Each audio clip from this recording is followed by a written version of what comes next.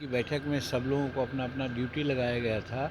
हमारी ड्यूटी 5 आदमियों के साथ शिंदे साहब मुख्यमंत्री थे महाराष्ट्र के, और नड्डा साहब राष्ट्रीय अध्यक्ष थे, हम थे और 2 आदमी थे। सबको गया था कि प्रधानमंत्री आवेंगे तो उनको बुक दिया जाएगा, तो बुक हम लोगों ने दिया।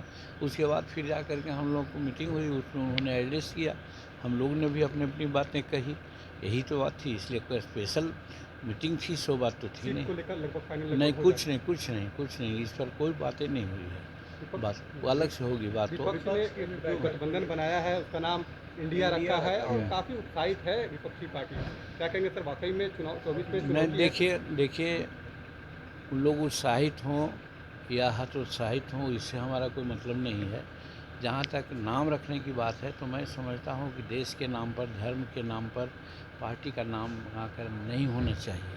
ऐसे इसके लिए लोग कानूनी कार्रवाई में भी जुटे हैं और इलेक्शन कमीशन इसको देखेगी, इसलिए हम उस बारे में कुछ नहीं कर सकते हैं। रही बात, माननीय नीतीश कुमार जी वहाँ गए थे बेंगलुरु में, जिस उद्देश्य से, उनका उद्देश्य पूरा नहीं हुआ। शायद बनना चाहते थे कन्वेनर, वहाँ के लोगों ने कन्वेनर बनाने की बात नहीं की तो मीटिंग छोड़ के पहले ही चले आए। तो उन लोगों में खटपट है।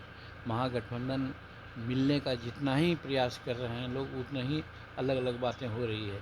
इसलिए महागठबंधन का प्रयास हम नहीं समझते हैं कि सफल होगा, और 2024 में नरेंद्र भाई मोदी जी पुनः भारत के प्रधानमंत्री बनेंगे।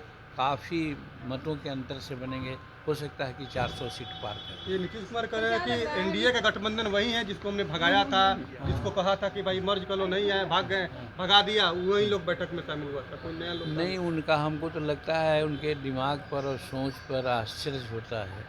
हमारा कहना है कि वो कहते हैं कि हम भाजपा के लिए खुफियागिरी करते थे, इसलिए वो कहीं कि बाहर जाओ, लेकिन अब बुला रहे थे क्योंकि हमारे साथ मर्ज कर जाओ।